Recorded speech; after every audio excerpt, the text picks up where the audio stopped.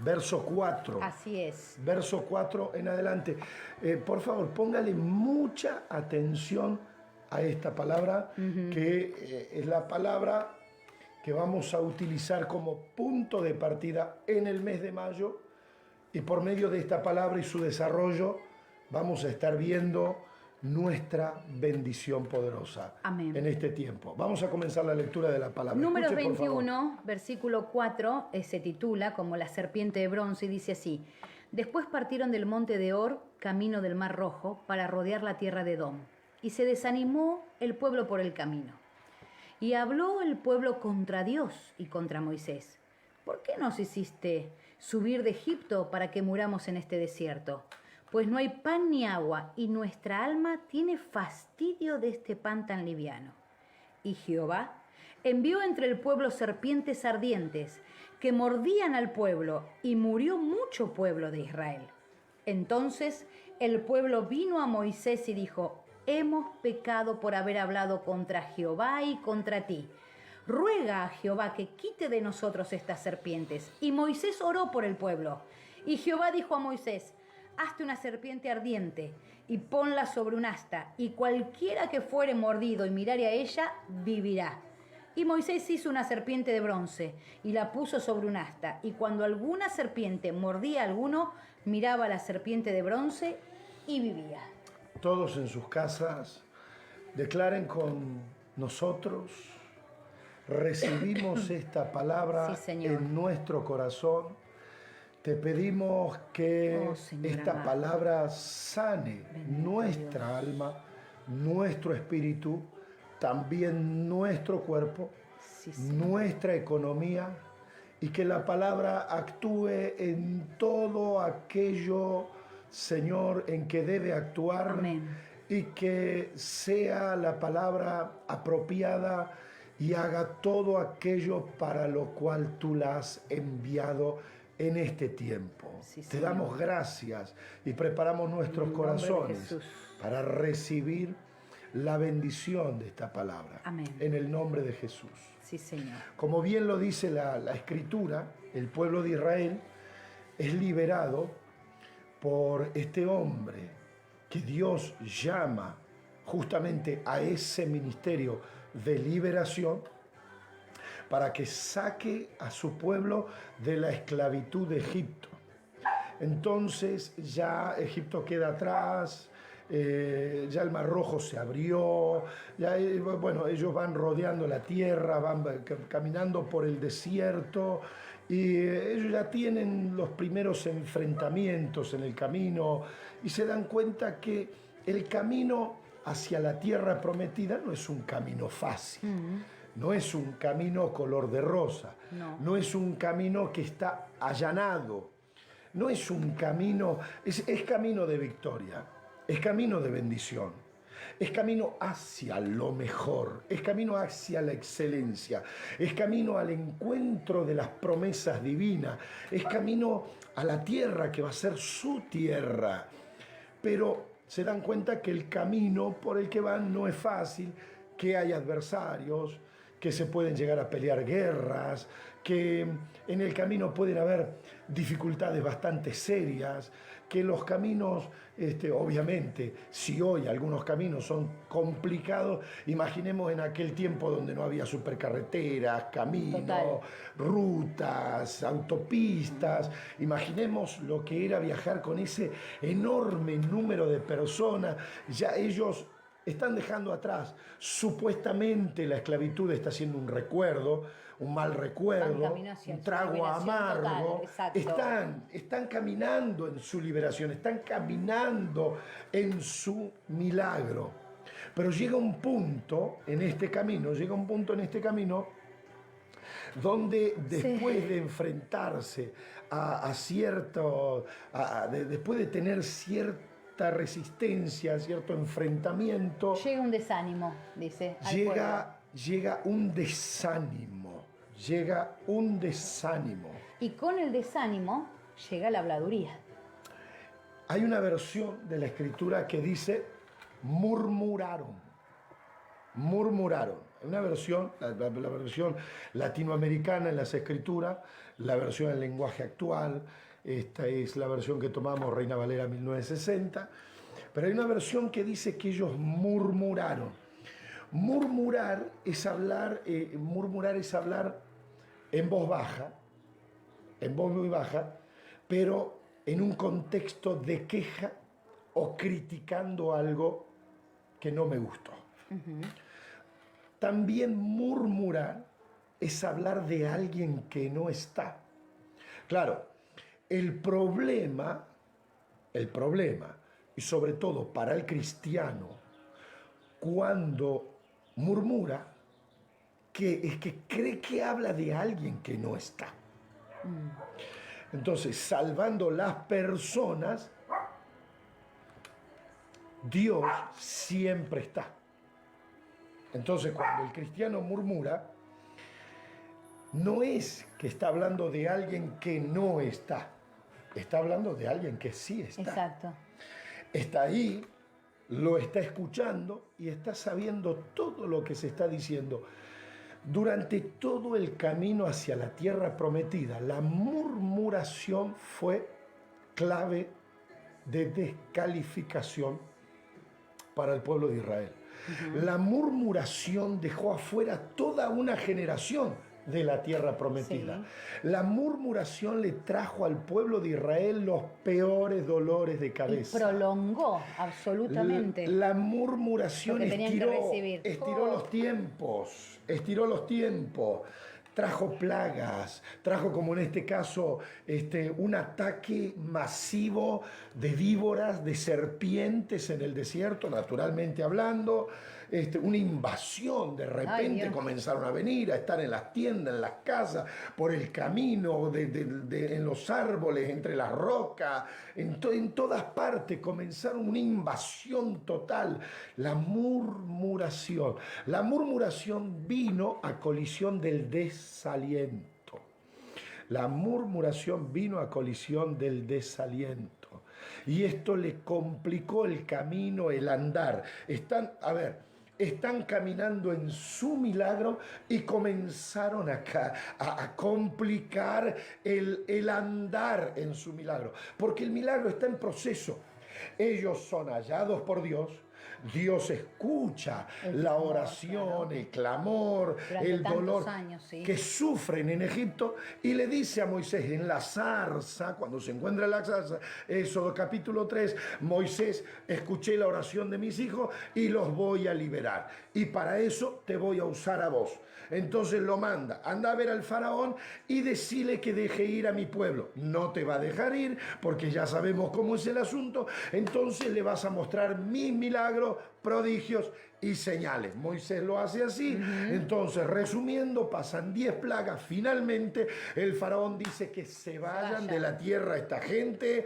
No los queremos más acá. Son libres. Quieren ir a adorar a Dios, que vayan a adorar a Dios. Quieren ir a servir a Dios, que vayan a servir a Dios. Quieren ir a cantarle a Dios, que vayan a hacer lo que ellos dicen que tienen que hacer, que vayan. En el día de liberación, ellos comienzan a caminar en su milagro. Ahora, este es el problema, y lo hemos visto en la vida del apóstol Pedro. Cuando Pedro camina sobre el agua, y caminando sobre el agua, le pasa que Pedro quita los ojos de Jesús.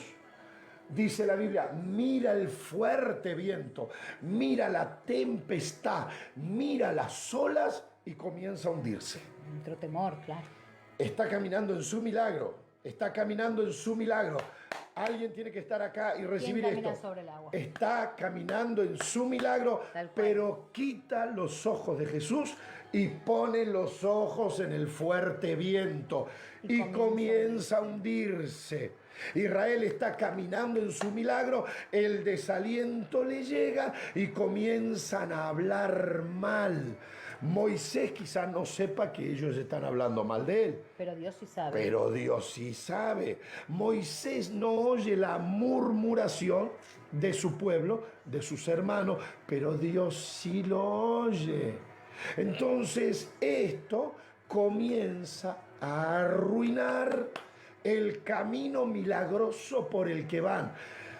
Los cristianos es increíble, pero muchas veces caminando en su milagro, el milagro. en algo que necesitan imperiosamente. Sí, tal cual. En algo, y empiezan a sentirse mejor físicamente, comenzaron las murmuraciones.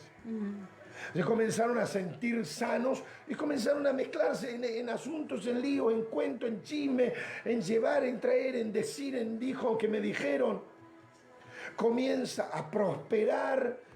Comienza o bien empieza a enfrentar luchas, pruebas, dificultades y ya empieza. Debe ser la iglesia que no me bendice.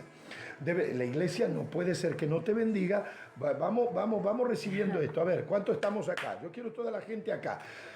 La iglesia no puede ser que no te bendiga porque la iglesia es el cuerpo de Cristo. Si vos decís que la iglesia no te bendice, vos decís que Cristo no te bendice. Exacto. Ahora, si alguien cree, dice, no, debe ser el templo. Bueno, estaba pensando que de los ladrillos y del techo se emanaba alguna especie de cosa sagrada, así como que de ahí venía la bendición. Y eso tampoco puede ser. No, tampoco. Bueno, ahora dice, no, porque resulta que me parece que estoy medio equivocado acá porque la cosa, el camino se está volviendo muy cuesta arriba. Entonces no entendió la fe. Porque estoy teniendo luchas, estoy teniendo problemas que me están desalentando. Yo quiero que reciba esto y quiero que en este mediodía, en esta mañana, mediodía para algunos en otro lugar, sí, tarde o noche para algunos otros, o la mañana más temprano en algunos otros lugares. En este día, 2 de mayo, domingo 2 de mayo, quiero que recibas esta palabra. Escucha bien, Dios no necesita evitar nuestras pruebas. De hecho, Dios utiliza las pruebas para nuestro crecimiento. Vamos a leer rapidito. Primera de Pedro. Vamos con Pedro. Vamos con la palabra. Vamos a basarnos en la palabra. Agarre su Biblia, agarre el teléfono y lea con nosotros. Primera de Pedro, capítulo 4, sí. Versículo 12. Vamos leyendo, vamos. Primera de Pedro 4:12 dice así: Amados, no os sorprendáis del fuego de prueba que os ha de sobrevenido, como si alguna cosa extraña os aconteciese, sino gozaos. Gozaos. Ahora, escuche por favor. No te sorprendas del fuego de prueba que te ha sobrevenido. Dios no necesita evitar nuestras pruebas. No necesita. En el camino de nuestro milagro, caminando sobre nuestro milagro, no significa que no vamos a tener pruebas. ¿Alguien recibió eso? Es clave del mes de mayo. Es clave del mes de mayo. Alguien tiene que levantar las manos ahí y recibir esta clave del mes de mayo. Estoy caminando en mi milagro. No me voy a desanimar por pruebas. No es necesario en mi milagro que Dios me evite las pruebas. Todo lo contrario, en mi milagro Dios va a permitir las pruebas porque ellas me ayudan a crecer. Dios utiliza las pruebas para que yo esté más fuerte, para que yo conozca su poder, para que yo me acerque más a su gloria. Para que en el gozo del Señor yo sea fortalecido. Pero Dios no necesita evitarnos las pruebas, ni siquiera caminando en nuestro milagro. Y ahí puede que nosotros caigamos en una murmuración típica, que es, no salgo de una y ya tengo otra. No digas esas cosas, no atraigas nada a tu vida. Dale gloria a Dios, alaba el nombre del Señor, discierne, sobre todo los cristianos de muchos años y los cristianos de más años, disciernan para para poder enseñarle a los hermanitos más nuevos cómo caminar en el camino del Señor, aún en su milagro y en medio de la prueba. Y que estar caminando en un milagro no significa que Dios no nos va a permitir pasar por prueba. Número uno, ¿cuál es la actitud? No te sorprendas. No está ocurriendo nada raro. No te sorprendas. No está ocurriendo nada raro. Los cristianos, ahí estamos. ¿Y cómo puede ser que esto me pase a mí? ¿Y qué tenía de raro, hermano? Hermano, a ver, cristiano, ¿qué tenía de raro la prueba? Te dice de que no te parezca nada extraño. ¿Por qué no podías ser probado? Lo que pasa es que no salgo de una y ya estoy en otra. No digas eso, no digas eso.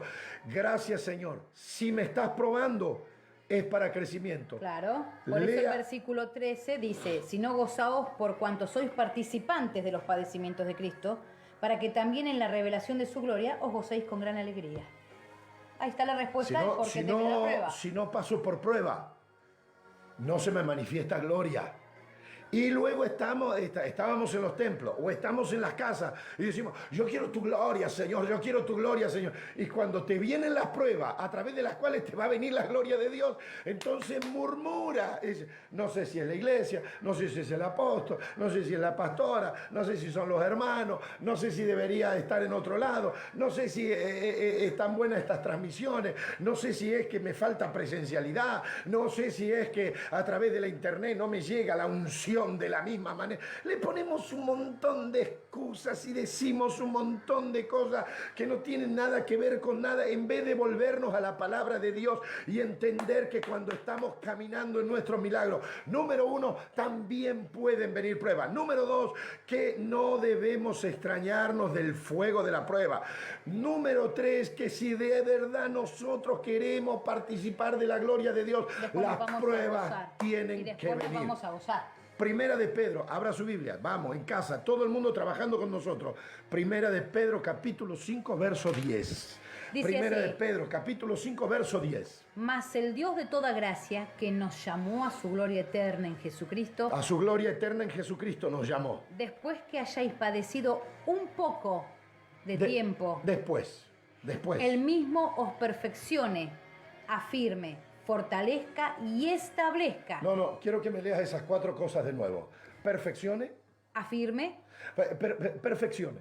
Perfeccione en la Biblia, porque nosotros vivimos en un cristianismo bastante interesante. Sí, nadie es perfecto, pastor. Vamos a llamarle así. Ya Vamos a ponerle bastante interesante.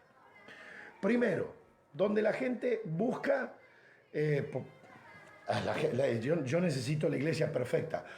¡Wow! Suena como acabo de bajar del cielo. Y no puedo pisar en cualquier lugar. Claro, suena acabo de bajar del cielo. La aureola acá me brilla. No se me puede opacar. Y las alitas todavía me están temblando. Aleteando. Todavía estoy aleteando. Suena que, wow, qué santo que es este. Ojo, ¿a dónde voy a ir? Claro. Entonces te dice, no, busca la iglesia perfecta.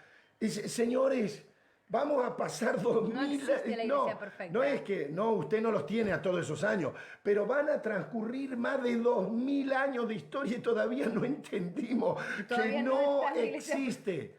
Y aquellos que dicen, pero si yo hubiera vivido en los días de Pedro. Si hubiera vivido, te voy a explicar, si hubiera vivido en los días de Pedro, acá podrían pasar 2 cosas. Primero, que Pedro se enoje contigo, saque una espada y te quiera volar la cabeza. Porque no vamos a tener al Señor ya, porque el Señor ya se... No. Pues ese es uno de los Pedro. Ese es uno de los Pedro. Luego te puede pasar, que Pedro, transformado, cambiado, lleno de la gloria de Dios, ya formado el carácter de Cristo en él, te toque con la sombra, te sane toda enfermedad. O sea, pero tienes que entender los cuadros. Siempre hubo transformación de la vida de las personas. El apóstol Pablo y la iglesia primitiva se pusieron de acuerdo. Hay que poner ancianos en diferentes iglesias para que corrijan lo defectuoso. No era que... Si hay algo defectuoso es porque, lógico. Si yo hubiera existido en los días del profeta Elías Y hubiera caído fuego del cielo y se hubiera consumido. Hay que ver si estaban, en qué lado estaba. O sea, con el fuego de Dios que venía del cielo o del lado de aquellos que determinó decapitando el profeta Elías. O sea, siempre hay cuadros, siempre tenemos que analizar los cuadros. Y dice, no, porque el profeta Elías sí que era. Señores, lo que era el profeta Elías te lo dice la Biblia. ¿Cuándo vamos a volvernos a la Biblia? ¿Cuándo vamos a volvernos a la palabra de Dios? ¿Cuándo vamos a empezar a leer de verdad, a estudiar de verdad, a sacarnos las vagas ideas que tenemos y a matar esas vagas ideas que tenemos acerca de la Biblia, con la palabra de Dios? Yo te voy a decir lo que era Elías, el profeta de fuego, el hombre que corría más rápido. Estás hablando de la unción, Elías nunca corrió más rápido que nadie si no era por la unción. Total. Elías nunca hubiera... bajar fuego del cielo si no fuera por la unción. Si no fuera por la unción. Yo te voy a decir la verdad de Elías, escrita en el libro de Santiago. Elías era hombre sujeto a pasiones tales como las nuestras. Upa. Por eso es que en un momento Elías se tira y dice, no quiero vivir más. Le entró la depre. Ahí está el desaliento. No quiero vivir más. No soy mejor que mis padres. Estoy peleando ¿Quién no solo. pasa también por momentos de desaliento? Obvio, no nos hagamos pero los súper mega. pasiones semejantes a las nuestras. Hola, ¿estamos ahí? ¿Sí o no? ¿Estamos recibiendo algo? ¿Sí o no? Un hombre sujeto a pasiones semejantes a las nuestras. Así que trata de no, por lo menos trata, de no ser o hacerte muy angelical. Porque la gloria de Dios, escucha esto, y escuche todo el mundo y reciba esto. Cuanto más angelical quieras ser, menos vas a estar conectado a gloria de Dios. Menos. Yo te voy a decir por qué, y lo dice la Biblia. Porque la Biblia dice que Dios depositó su gloria en un vaso de barro. Así que si no te gusta ser vaso de barro, no hay gloria. Si no te gusta ser un hombre sujeto en esta vida natural a pasiones naturales, no hay gloria. Si no te gusta pasar por prueba, no puede haber manifestación de su gloria. Si no te gustan las pruebas, no puede haber crecimiento espiritual. Si crees que estar caminando en un milagro te resolvió toda la vida, entonces no estás con ganas de vivir la vida de verdad. Ahora dice, más el Dios de toda gracia. O sea que por gracia. El Dios de toda gracia os perfeccione. Y acá iba. Perfección en la Biblia es completos en el Señor. Completos. No es perfecto sin defecto. En la traducción nuestra humana dice los diccionarios que no hay defecto. No, en la Biblia no. En la Biblia somos completados por el Señor. Camino a la perfección. Estamos siendo completados en el carácter de Cristo, en el amor de Cristo, en la paciencia de Cristo, en la mirada de Cristo, en la palabra de Cristo. Entonces no te hagas tanto el angelical, porque te pones en un pedestal tan alto que para la gente parece que no te alcanzan nunca y parece que ellos no van a llegar nunca, porque pusimos nuestra vida y nuestra iglesia allá tan cerca del cielo que las alejamos del común de la gente. Señores, y nosotros estamos para que todo pecador venga y todo pecador se encuentre en ambiente y decir, tranquilo. Quédate tranquilo, que yo soy otro pecador como vos, redimido ya. Vení que te llevo. Vení. Vamos en busca de tu redención. Vení que te llevo al Redentor. Vení que te presento al Redentor. Esa es la iglesia. Vení que te presento al Redentor. Entonces, quédate tranquilo que yo también soy un pecador, pero redimido. Exacto, eso sería perfecciones. Ahora dice, afirme. Afirme. Firmeza. Que te afirme el Señor. Que te dé firmeza para la vida. Estabilidad. Porque la vida te va a desafiar siempre. Te afirme, te fortalezca. Y establezca. Te establezca. Yo pertenezco a. Yo soy de. Identidad, exacto. Yo Cuando estamos me establecidos identifico tenemos con. identidad, exactamente. Yo le pertenezco al cielo.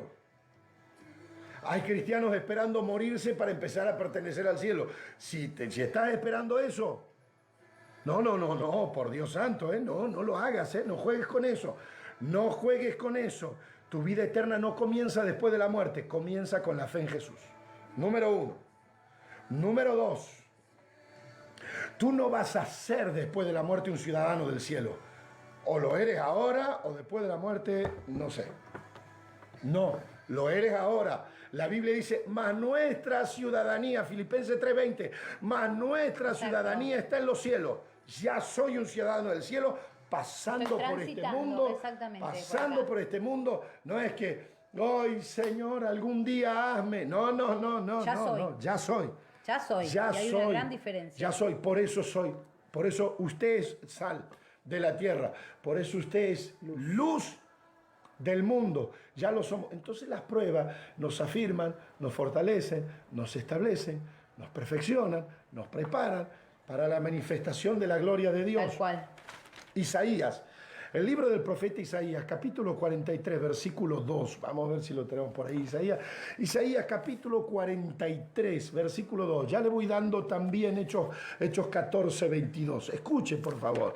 Escuche. Hechos 14, 22, cuando aclaran y consuelan los corazones de los hermanos en la iglesia, dice, no se preocupen, dicen los apóstoles, tanto por los padecimientos que estamos teniendo, es necesario porque ellos también nos ayudan a llegar al reino de los cielos. Es necesario, así que no se abrumen tanto por esto, no se aflijan tanto por esto, es que vamos camino. El apóstol San Pablo lo decía de esta manera. ¿Isaías cuánto? Isaías 43, verso 2.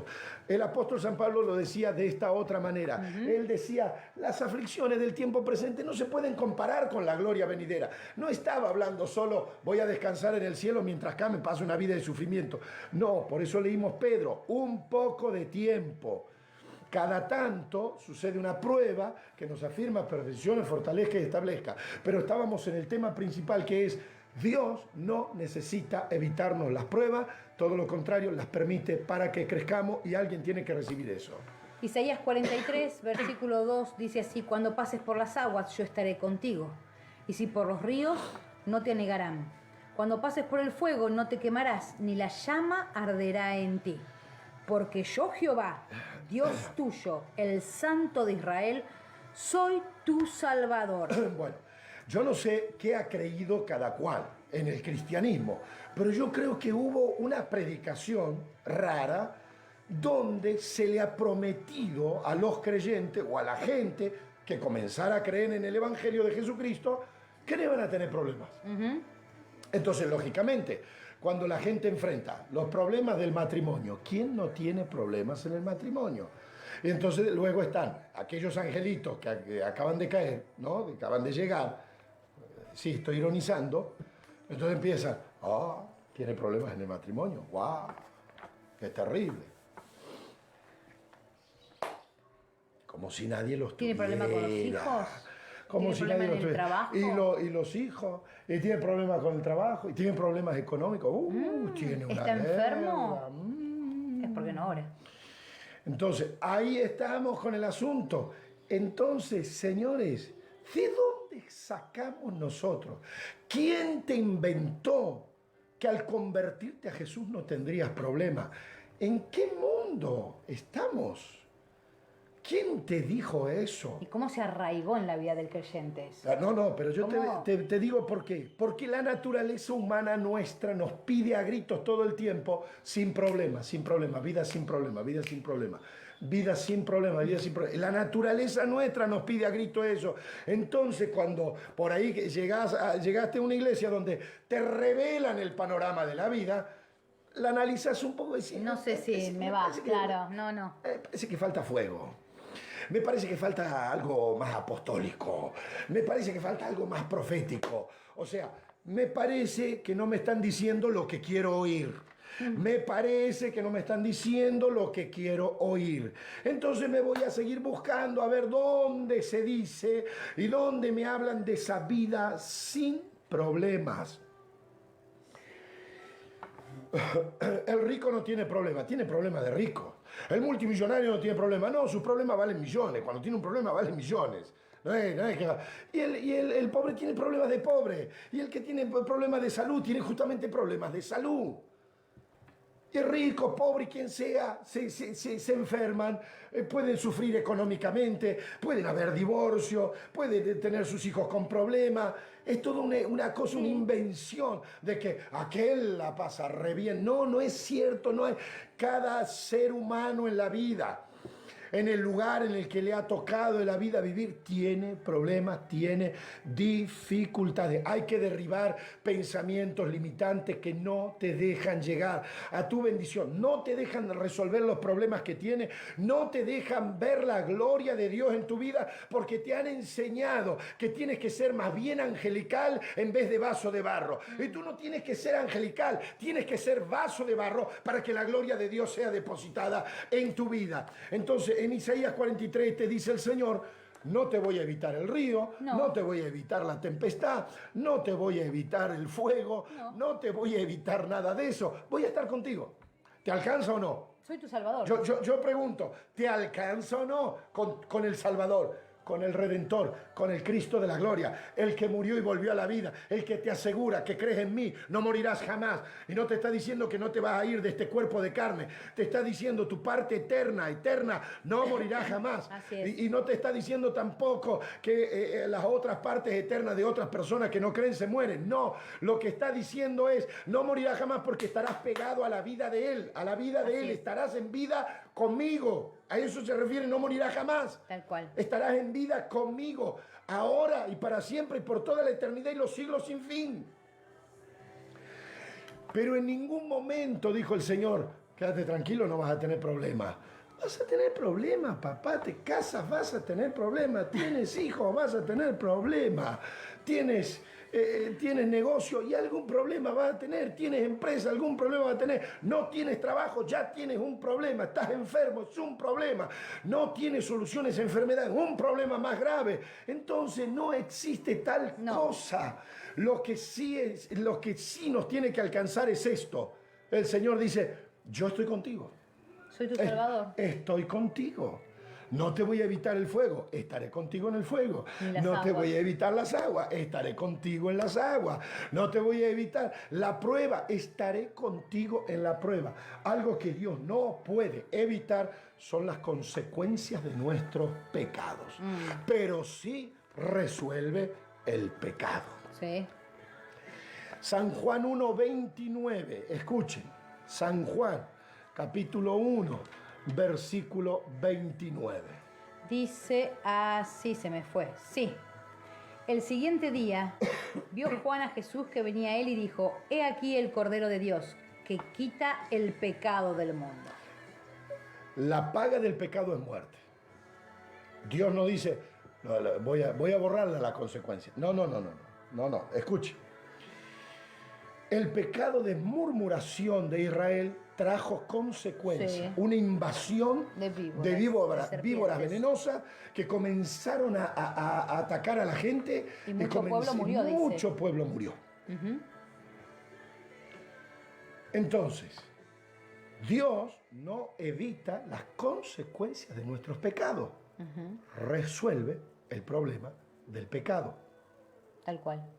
Él proveyó un cordero, Jesucristo, para que todo aquel que en él cree no se pierda en el pecado y por el pecado, sino que resuelva su pecado por medio del arrepentimiento, la transformación del espíritu de nuestra mente, reconociendo a Jesús como Señor y Salvador de nuestra vida.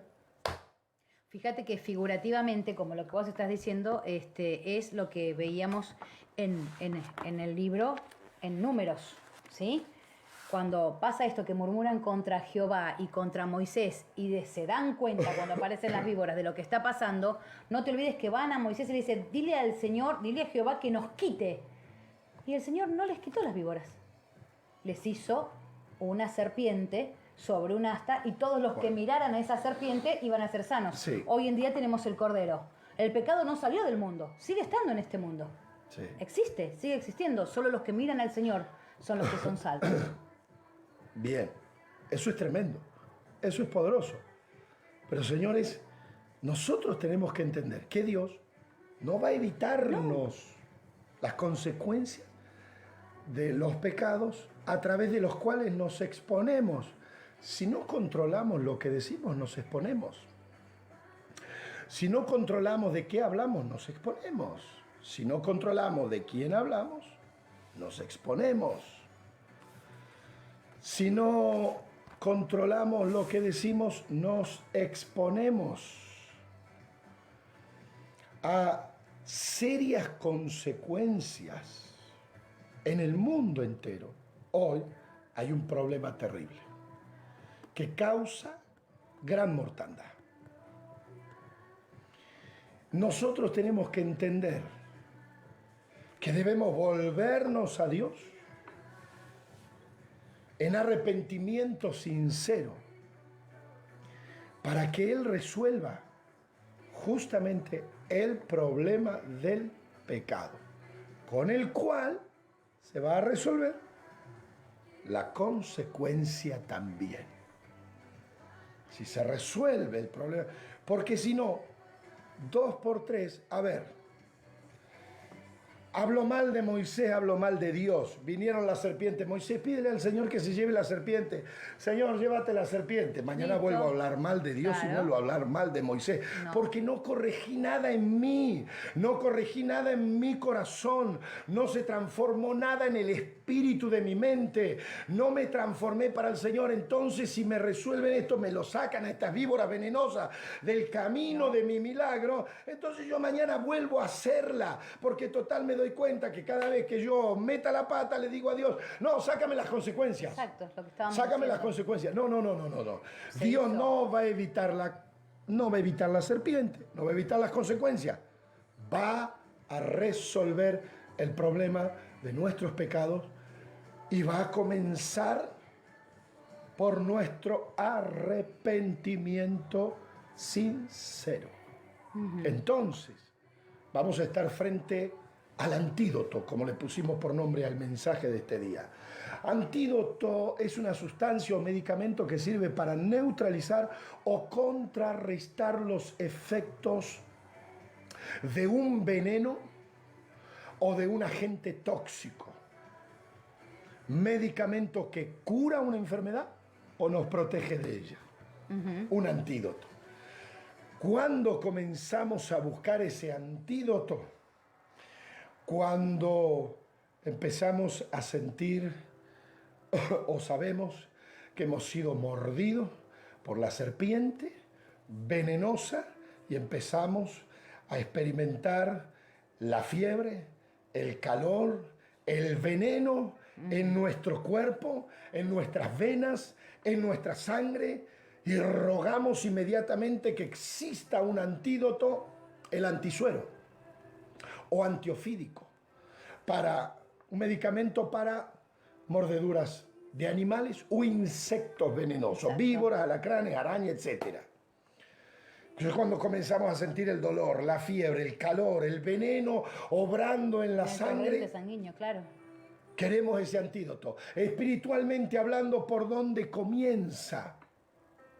Por nuestro arrepentimiento. Entonces el pueblo va a Moisés y le dice, abrime mi amor, abrime. Y le dice a Moisés,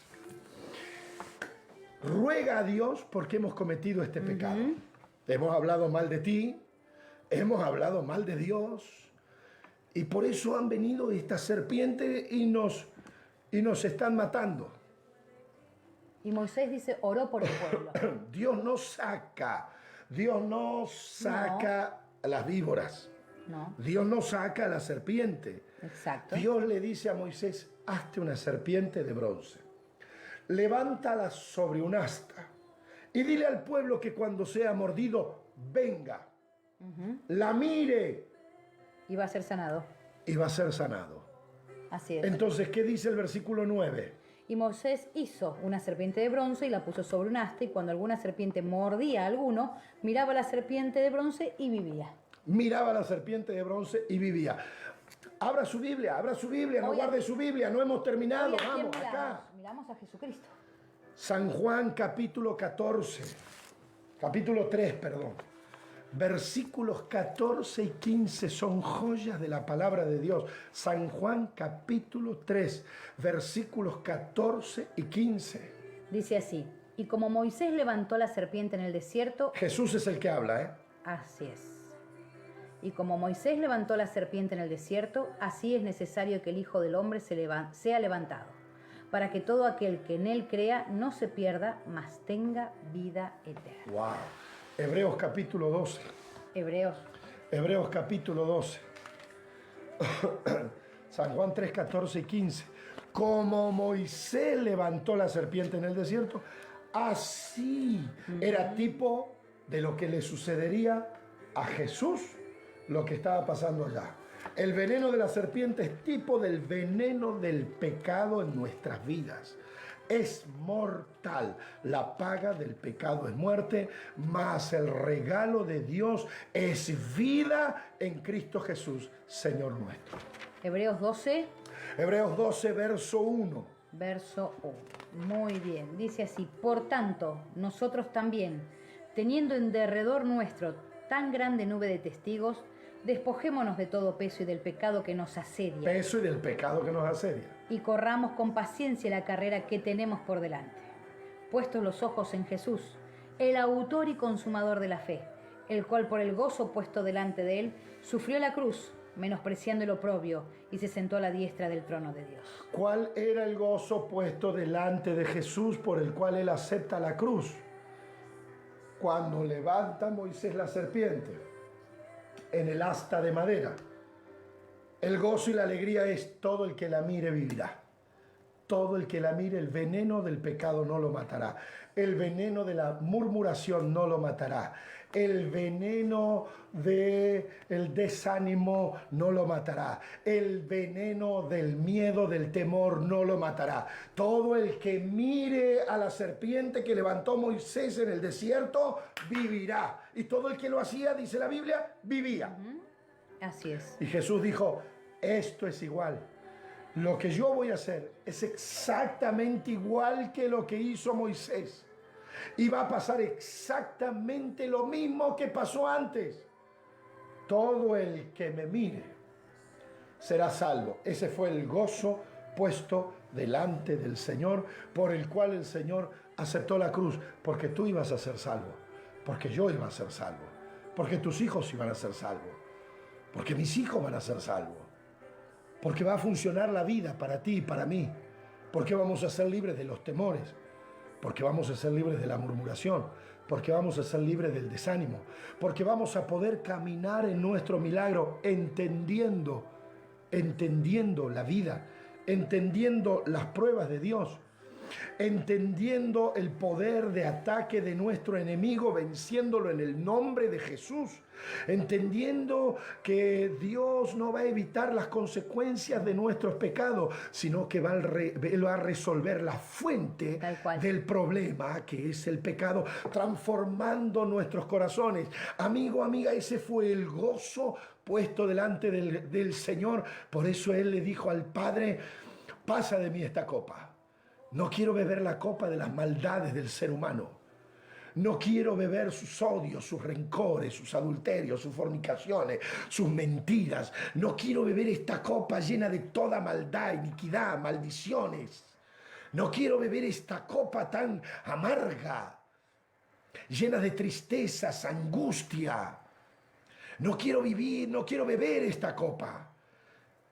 Pero entonces Dios le muestra: pero habrá gran salvación, habrá gran transformación, se multiplicarán los hijos en todo el mundo, habrá gran gozo en el cielo por un pecador que se arrepiente. Y entonces el Señor dice: bueno, que así sea, amén, que se haga tu voluntad y no la mía. Y vio el gozo puesto delante de él, y por eso aceptó sufrir y pagar el precio en la cruz, para que tú y yo seamos liberados, salvados del pecado y de sus consecuencias de muerte.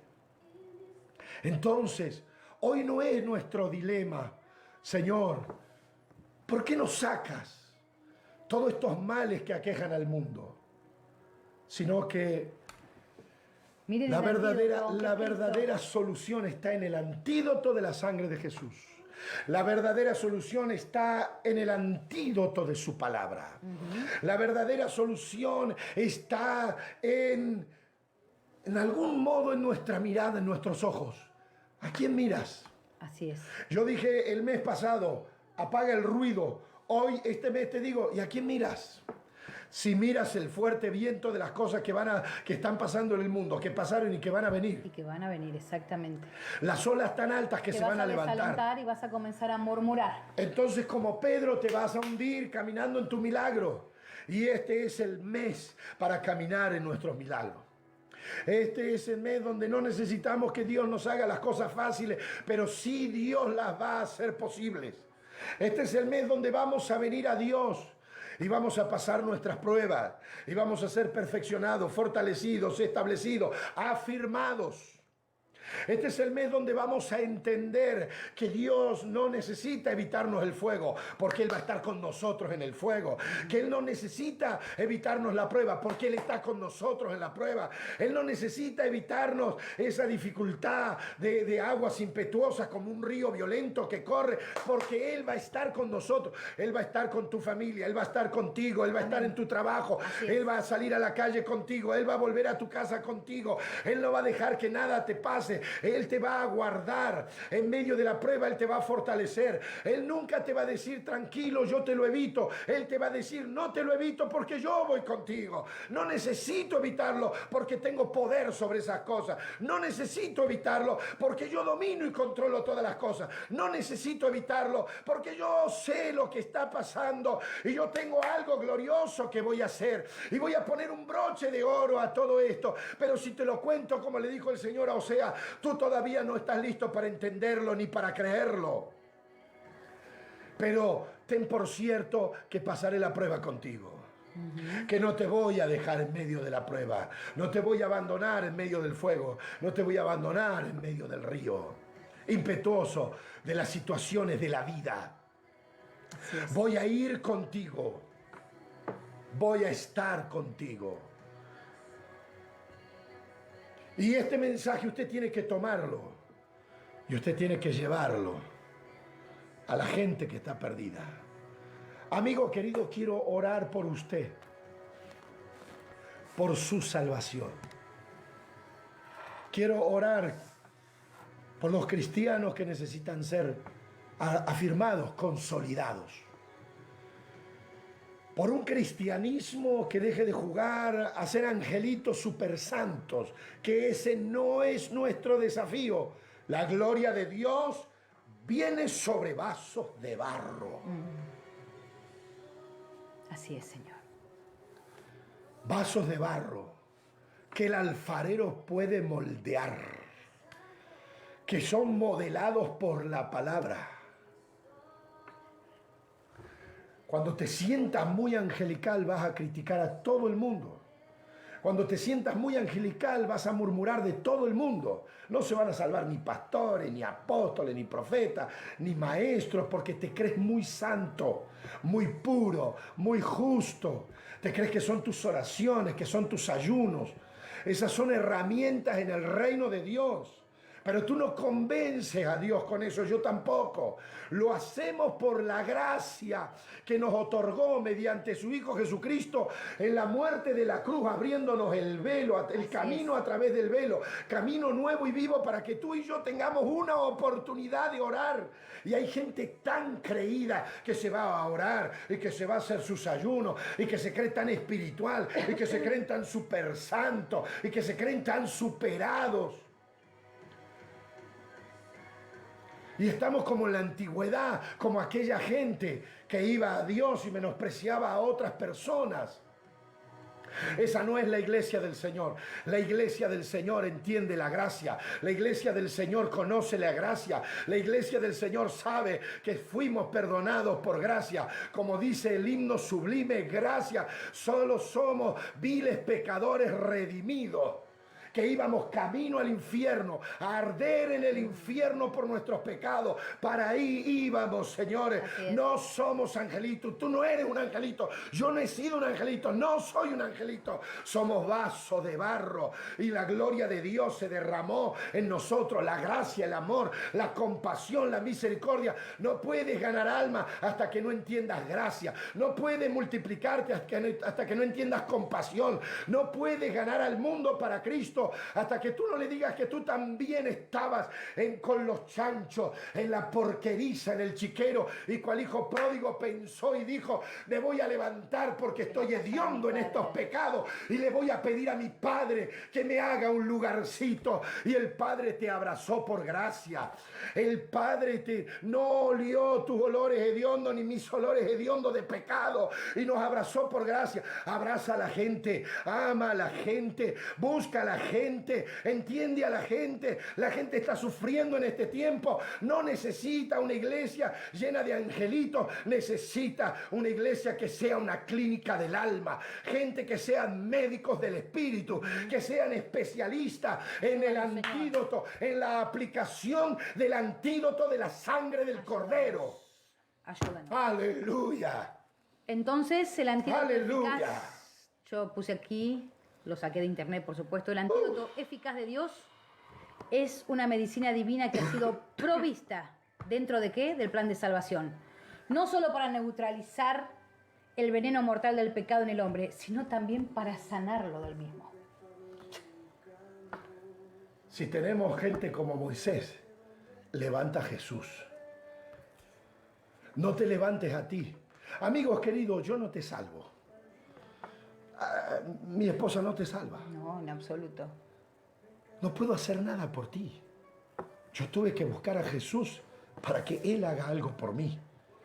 Lo único que puedo hacer es como Moisés. Iglesia, ¿cuándo lo vamos a entender? Solo podemos hacer lo que Moisés hizo por lo que Dios le mandó. Hazte una serpiente y levántala a la serpiente. Así es. El que la mire será salvo. Y Jesús dijo: eso es lo que se hace. Levanten a Jesús. Levanten a Jesús. Y que la gente mire a Jesús. Así es. Mire a Jesús. Nuestro antídoto. Levante a Jesús. Y que la gente mire a Jesús. Amigo querido, amiga querida, cuando tus ojos son puestos ahí, no hay tormenta. Caminas sobre la tormenta. Había una tempestad terrible y Pedro miraba a Jesús fijamente y le dijo: si tú eres el Hijo de Dios, si de verdad tú no eres un fantasma, un espíritu flotando sobre las aguas, y tú eres el Hijo de Dios en medio de esta tormenta, ordena que yo vaya a ti sobre el agua. A ver, ordena que yo vaya a ti. Y Jesús le dijo sencillamente: ven, vamos, vení, salí de ahí y vení. Y Pedro comenzó. Pedro, mirando a Jesús, salió de la barca y mirando a Jesús, mirando. Y de acá soplaba el viento y soplaba el viento y soplaba el viento. Y Pedro miraba a Jesús y caminaba en el milagro, y soplaba el viento. Y de repente Pedro dijo: che, qué fuerte el viento, qué grande las olas, qué tempestad. Y comenzó a hundirse. Comenzó a hundirse. El cristianismo hoy en día también tiene que llamar a Dios: sálvame, Jesús. Como dijo Pedro, le extendió la mano el Señor y lo volvió a poner sobre el agua. ¿Se dieron cuenta de algo? Señores, despertemos, despertemos. Usemos el antídoto. Usemos el antídoto en este mundo. Usa el antídoto en tu vida. Déjate de religión y de cuestiones. Usa el antídoto. ¿Se dieron cuenta de algo? No calmó el viento. No calmó la tempestad. Lo levantó a Pedro y lo volvió a poner sobre el agua. Lo levantó. Extendió la mano. Lo levantó. No necesita. No te vuelvas como las hermanas de Lázaro. A ti te creemos si tú hubieras llegado antes. Pero ya hace 3 días. No, querida, le dijo él. Querida. Yo soy la resurrección y la vida. ¿Tú crees que la roca esa me impide que yo resucite a tu hermano? ¿Que los días de muertos van a hacer algo para mí? Y lo vamos a seguir desarrollando esto, pero la roca la va a mover usted. Dice: claro, Jesús resucita al muerto, pero no puede mover la roca. No, nunca dijo que no podía. Nunca dijo que él no podía. Si él quiere, hace, no sé, algo así con un dedo y mueve la roca. No, no, no, no, no. ¿Y usted y yo qué hacemos? ¿Y usted y yo qué hacemos? El Señor dijo, quita la piedra. Ponga los ojos en Jesús. Él es la resurrección y la vida. Nada es imposible para Él. Oramos por salvación. Así es. Gracias, Señor. Palabra poderosa en esta mañana. Damos gracias a Dios Padre. Te damos gracias por habernos permitido recibir tanto en esta mañana. Gracias por tu amor. Gracias por ese antídoto divino que nos diste, que es Jesucristo. Gracias te damos, Señor. Gracias porque en el medio de las pruebas tú siempre estás con nosotros. Gracias, Señor. Jamás apartes tu mano poderosa de nosotros y que tú nos puedas encontrar siempre en tu misericordia. Te reconocemos como Rey y Salvador. Así es. Te reconocemos como el único en nuestras vidas. Gracias te damos, Señor. En el nombre de Jesús.